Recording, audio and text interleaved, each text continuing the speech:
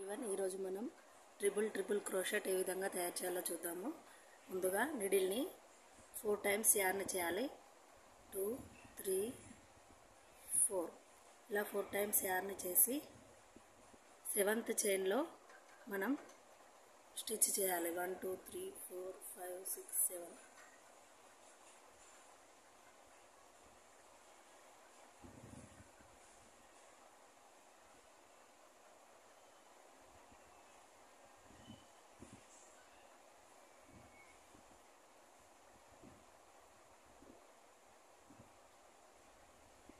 ఇలా stitch చేయడంను triple crochet అని అంటారు. 1 2 3 4 టైమ్స్ యార్న్ ఓవర్ చేసి మళ్ళీ తర్వాత నెక్స్ట్ చైన్లో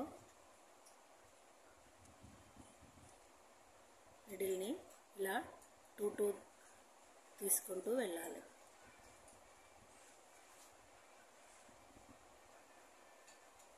మళ్ళీ 1 2 3 4